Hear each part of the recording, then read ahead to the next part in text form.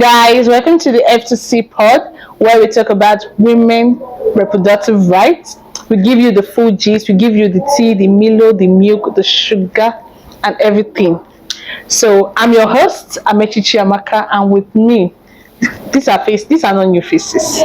By now, she will not be introducing them. You should be introducing them for us. Hi, my name is Elizabeth Obangenwakan, and I am a public health practitioner, and I advocate for the sexual and reproductive health rights of young women, girls, and so I advocate for the sexual and reproductive health rights for women and girls. So I really, okay, hi guys. Of course, my name is Amina Muhammad, and I just copy and pasted everything Elizabeth said because I really do the same thing. But added to that, I also do facilitation. So I facilitate trainings, events, moderate sessions. You just name it. Basically, I talk for a living. So if you've been following our episode, you will know that Amina is versatile. She's everywhere. So today I'm barefoot because this matter is really down to earth matter. So I'm down to earth and my shoes are off. So Down to our element. You can feel the earth very well. So if you've been following us on our last episode, you will know that this is not just, this is more than gist. This is to educate. I'm sure by now you all have been great. So if you've been following us, you know we've talked about consent and choices, which is the number one important thing we had to talk about first. We talked about stigma and the cultural barriers in our last episode. Today we'll be talking about the legal landscape, which is the root to everything.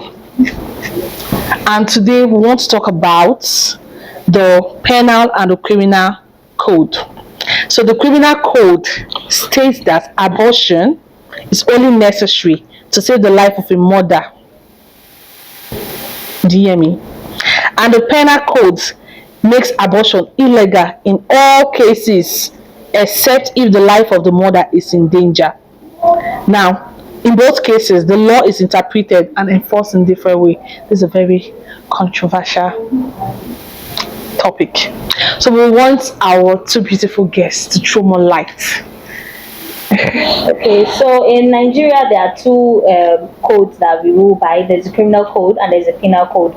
The southern part of Nigeria usually uses the criminal code, while the northern part uses like the penal code.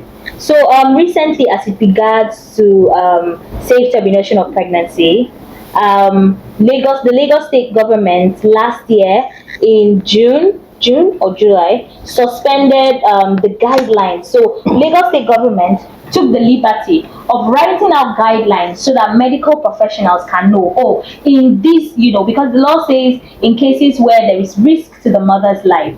So the Lagos state government sat down and penned down what these risks are, like in what cases, specifically. And after that, the guidelines were suspended last year. I was part of the people that went for the protest where we protested the suspension of those guidelines. So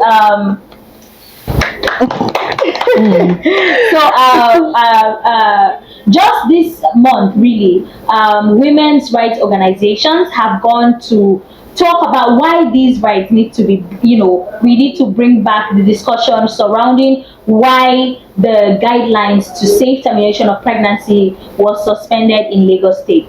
So that is kind of the legal outlook on abortion rights currently. And additionally,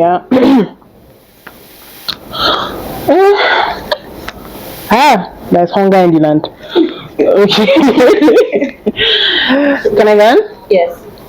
Additionally, like it's just like I mentioned in our previous episode, the fact that oftentimes the people who sit down to actually pen out these laws to both the criminal, both the penal codes that we are ruled by in this country, the people who sit down to pen them down are people who do not even have necessary information. I mean, one time I saw a thread on Twitter where somebody listed some of the things that could actually happen to you should you take in. A lady even said her vagina turned blue. personally, I am a woman, yeah, but that was the first time I was saying that, really. And if I researched it and it was a reality. Really? A lot could actually happen to you when you're pregnant, yeah. And there were cases where some pregnancies came with a lot of illnesses that were life threatening, and some are not even life threatening, some are not even, some, I mean, the list is quite really long. And then you are having to explain these things to people who don't even know how period cramp works. Because I saw videos of this period cramp pain instigator simulator, yeah.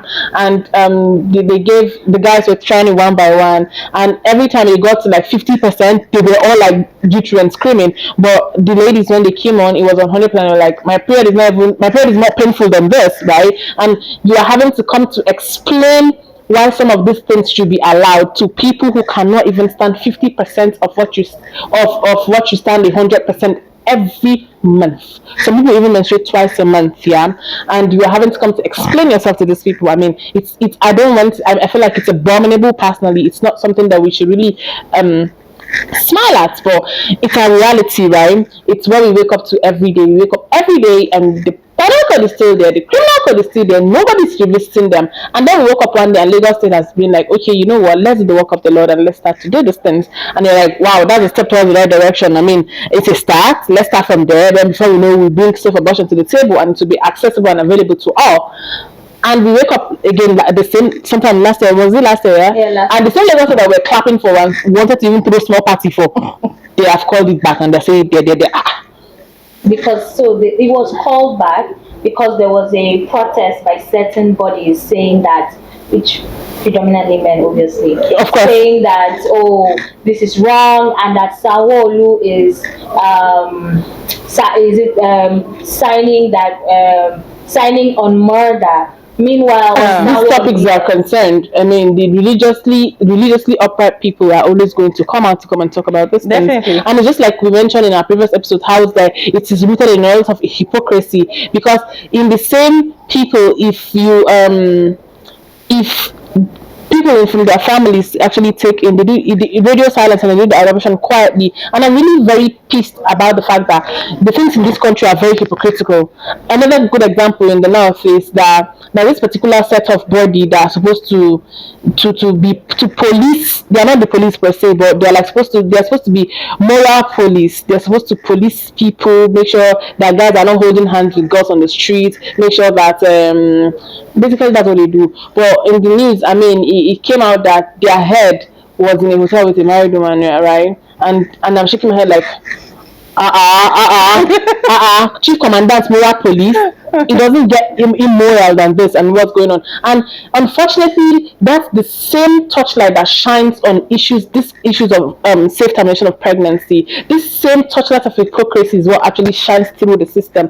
Because how on earth are we still using codes that are very archaic?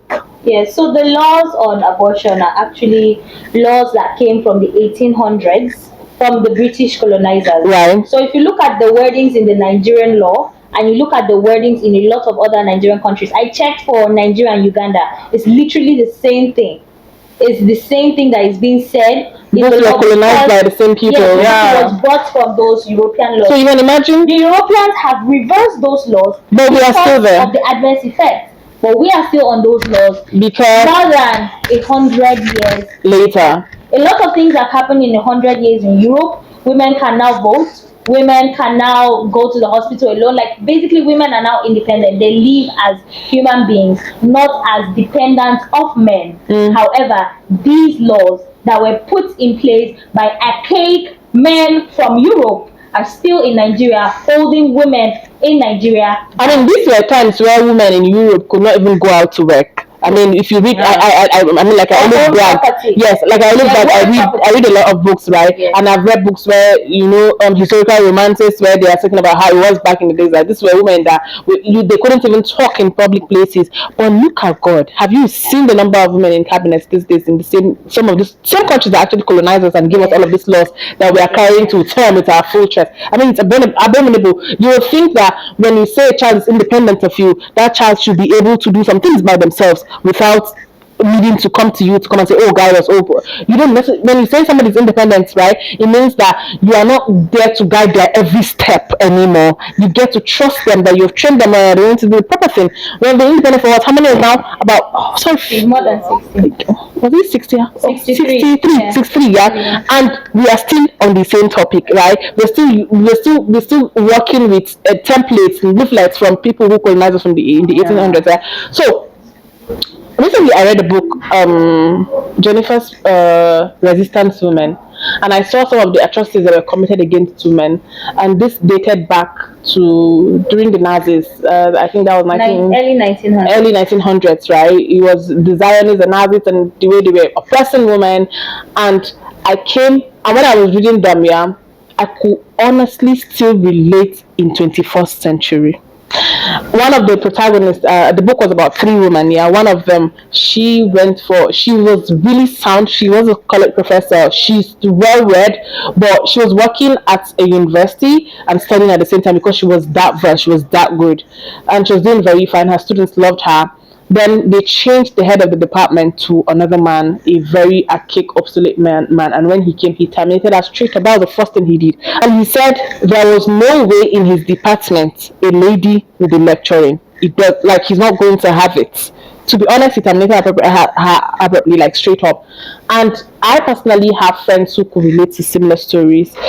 I mean, it doesn't have to be verbatim copy and paste the way it happened in the book, but you have a station where women are due for promotion, but they're like, she's a woman. How would you give her that position? It doesn't make sense. Or they tell you, she's not married. How would she handle this position? It doesn't make sense. You get? And these are things that were happening in early 1900s, and you're now asking yourself, why are we still having the same occurrence in 2021? It's very abominable. It's disgusting to say the least. These are things that, okay, you'd probably say that it's just work now. Let her probably start a business or something. Okay, that's understandable. So, but you get to pick the same inconsistencies in our health system, right? You get to still pick that on a day like this. I mean, back in the 1800s and the 1900s, abortions were also, even in Europe, abortions were not welcomed really. They were also seen as, how would you do that, right? If you're with child, in fact, it was terrible for you to even be with child when you're not really married at that time. Yeah. I mean, they introduced us to it and told us that because before now, right? Our ancestors had a feel with doing their thing the way they did it, but the Europeans came and made it look like marry, you don't have a child out of wedlock and all that. And okay, fine, that's okay, right? But these are things that in the 1900s you were not even, you could not even speak it. You really could not speak it, right? And but now it has been evaluated to a degree. I know some parts of them are. I mean, we've had the Roe versus Wade, and we saw the way it came out with a lot of drama, and there were setbacks, there were pushbacks. But at least I know I've read in the news there are a couple of places that have legalized safe abortions now in Europe. But right here, we're still having to bring this conversation on the table, even for married women. I get that if you're dragging it and you're saying that single ladies should not be having abortion because they should not really even be having sex. Okay, fine. What happens to married women? They have every right. I mean, if I take in and I feel like I'm not in the position, I'm not in the mental state, I am not in the financial state, I'm not in the physical state, and I don't want to keep this pregnancy, should I be forced to keep it? Honestly, and there's this ignominies that still looms around this particular topic, and a lot of it is even rooted in the middle of the hospital. Because if you go, even unfortunately, even places that are supposed to be safe centers, safe spaces for you to get contraception, for you to get all of these services, it's still a problem. You go there and the nurses are like, small girl like you, what are you doing?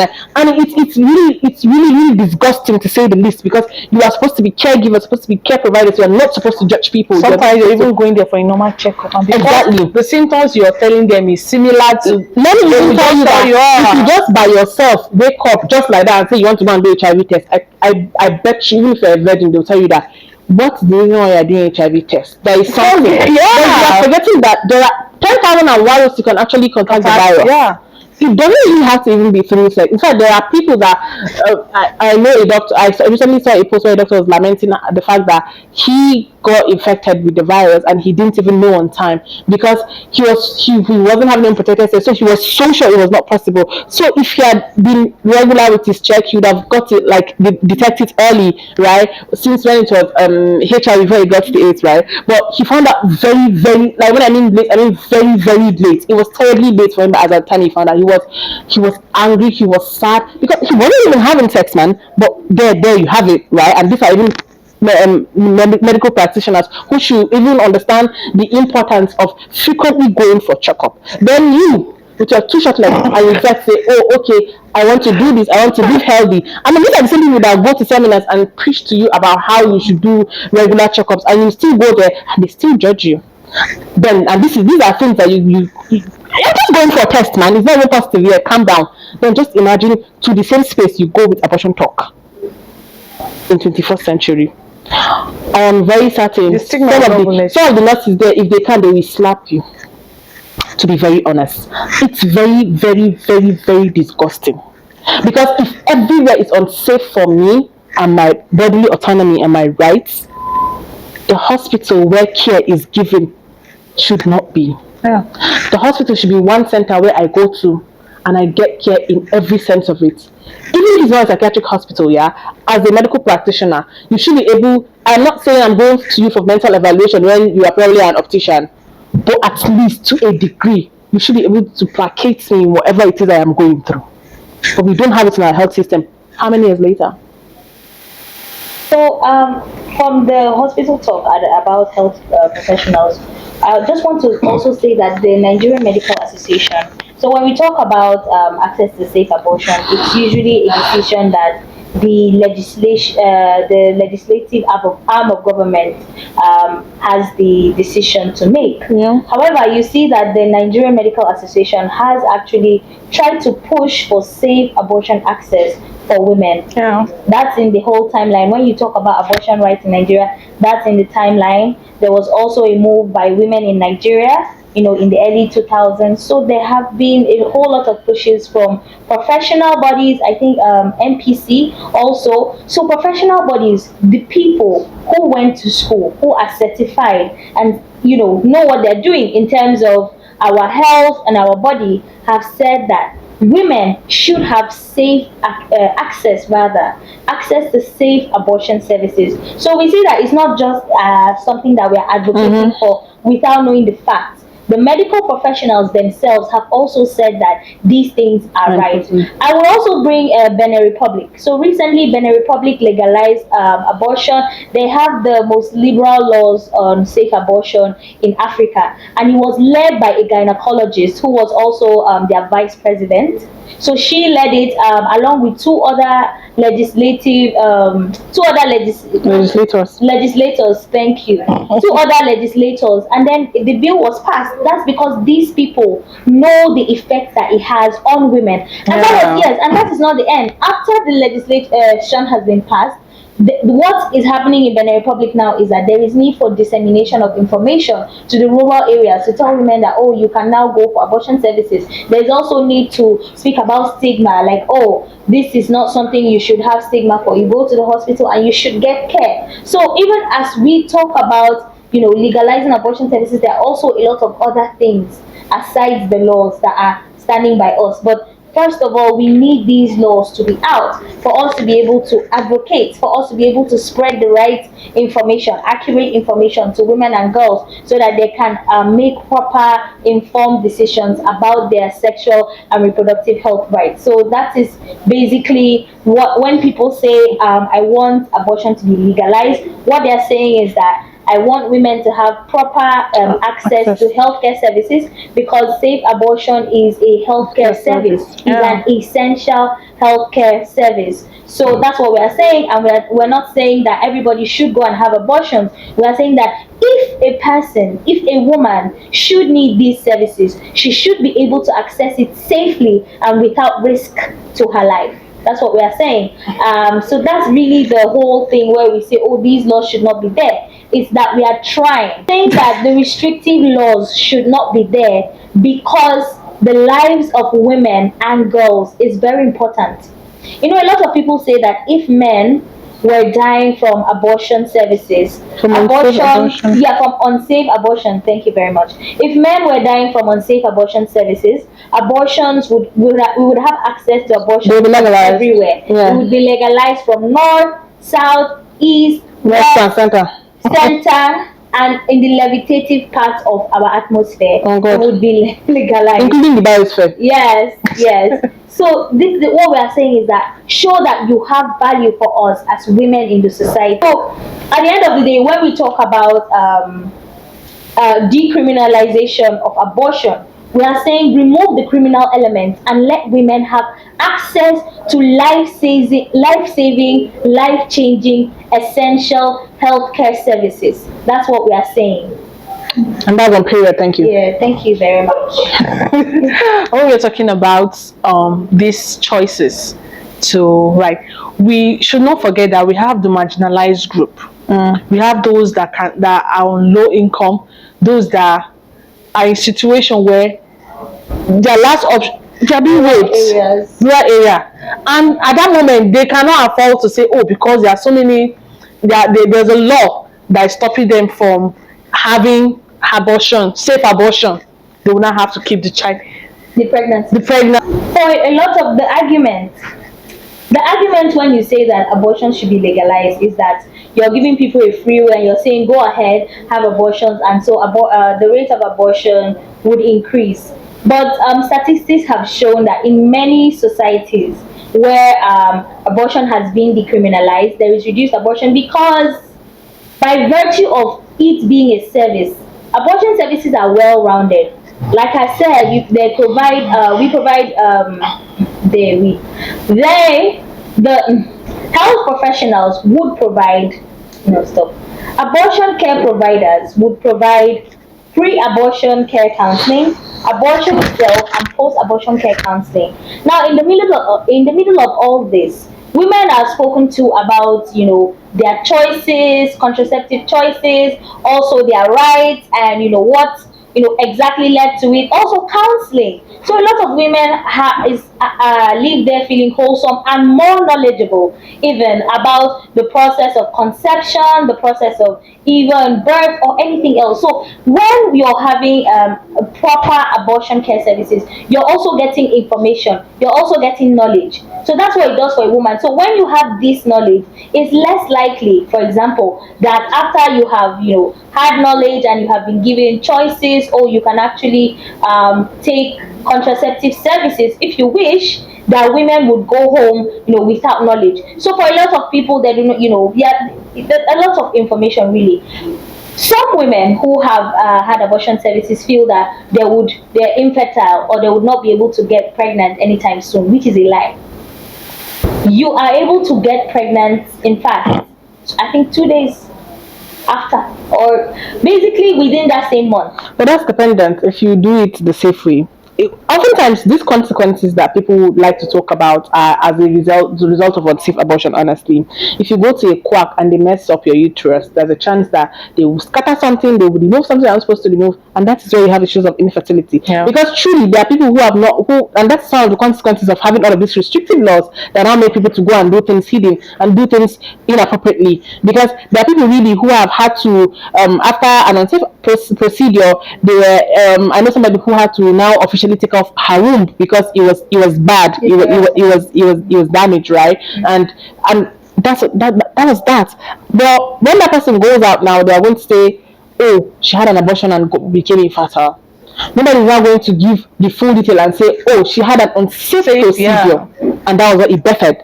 And these are some of the consequences of these restrictive laws. Because instead of that, if she had gone to a proper care center, there will be no such thing because these are professionals. There was no They barrier. will, if the law didn't restrict her, there will be nothing to hide about. There is no way, because there is no way I am going through to a procedure with my heart beating, with my heart literally in my mouth, because I am not even sure I'm going to come out or not. No knowledge. Ideally, abortions are, when safe abortions are completely safe, you meet somebody who is versed, it is their field, they do it for you seamlessly, Well and trained. that's Yeah. that. But by the time you're going to a quack, you do not know whether he's going to use scissors and cut what he's not supposed to cut, whether in his own this thing he's feeling a bit practical, that I'm going to be like, let me even try some extra procedures. And I have had stories of people who say they go to doctors, some of these doctors, to come and say, oh, I want to have an abortion, and they tell them that I'll sleep with you first. and if you're not taking it, get out. Sexual Yeah, abuse. because of this restrictive law now, somebody knows that, because these people that are trying to carry out this whole abortion thing for you, they know that you cannot go to the hospital and go and get it. You can't get it anywhere. It's basically them doing you a favor in a country where it's not allowed. So you get the issue of rape because you are not consenting. You're not enthusiastic. Don't forget our fries when it comes to rape. It's freely given, it's reversible, it's informed, it's enthusiastic, and it's specific. But now somebody is coercing you in exchange for a favor that they feel like they're doing to you. So yeah, but at a point that is what he is feeling. You're paying, yeah, but he's feeling like he's still doing a favor because, for example, if he's a doctor now, a medical doctor in a country like ours now, as soon as if he's accosted, he's going to get his license revoked. That means over 7 years of education, that is minus strike, gone to waste because you came to do abortion for somebody. So basically, regardless of how much you think you're paying him, he's feeling like he's doing you a favor because he has more to lose. Should we get accosted, right? But if you're in a country where these things are legal, there's nothing such thing. If you're not doing, I can't imagine and go somewhere else and want to get it done. So the issue of lie down, me too, let me get my own taste before I do the terminate pregnancy, it doesn't even come up. Sexual abuse. You don't have issues of rape. Because, for example, now, this doctor come up like, lie down, and there is no condoms there, and if you have sex, and he's HIV positive. That's on that story again. And you're HIV positive from going to go. Can we now see the ripple effects of these restrictive laws? Women are getting. We can never ever overemphasize that this society is very, very rooted in patriarchy, and it's suffocating for us women. Yeah. We literally cannot breathe. Everything. It's as if, one thing I came to realize, that as if everything you have to do as a woman has already been outlined for you, but by everybody knows it except you.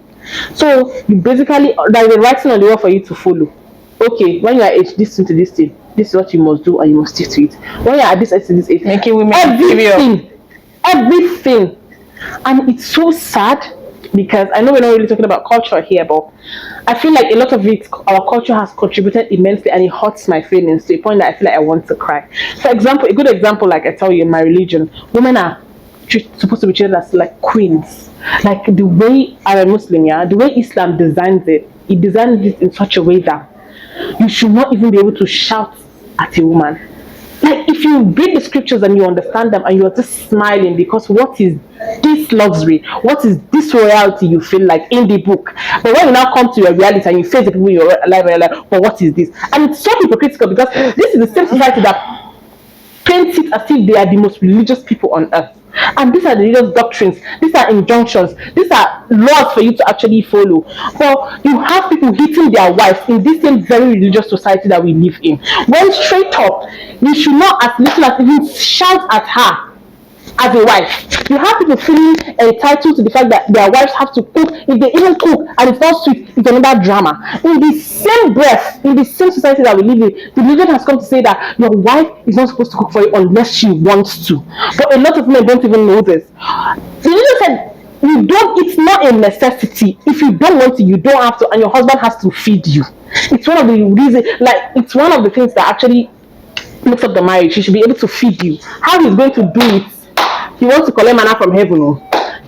However he wants to do, he just do it. Your own is to use seafood and eat.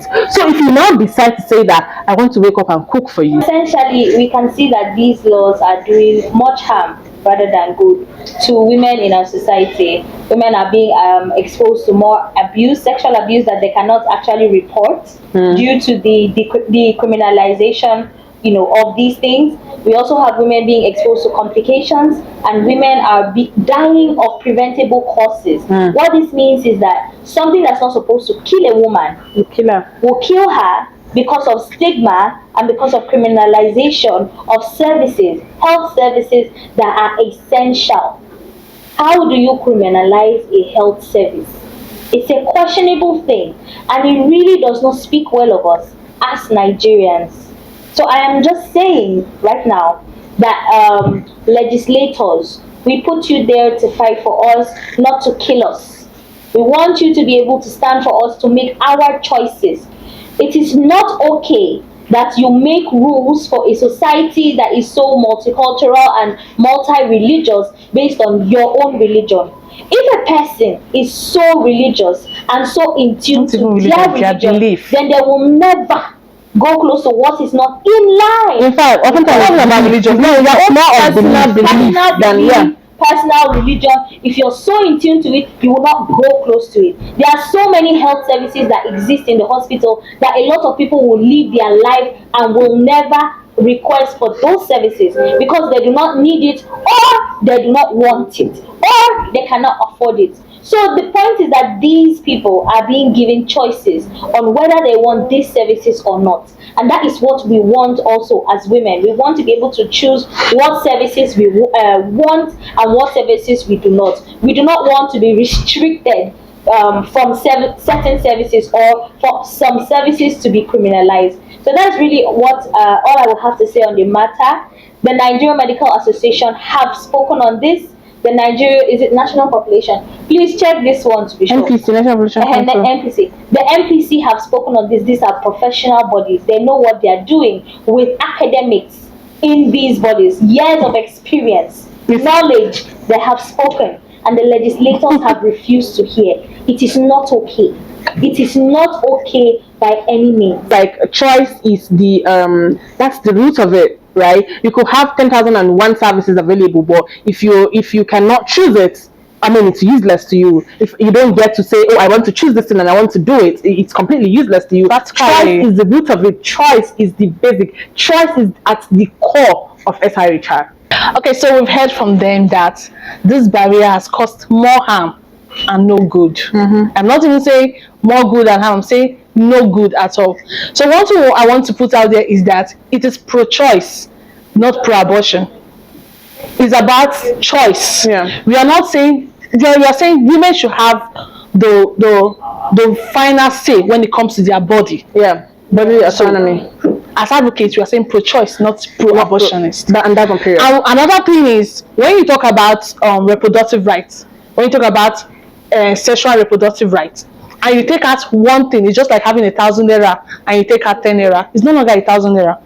So we are talking about SRHR, that is sexual reproductive right, and you take out one thing, taking out their choice to reproductive rights, it no longer counts as their rights anymore. Thank you very much for joining us. If you have any question, any input, please drop it in our comment section. DM. And we'll see you on our next episode. Bye. Sorry.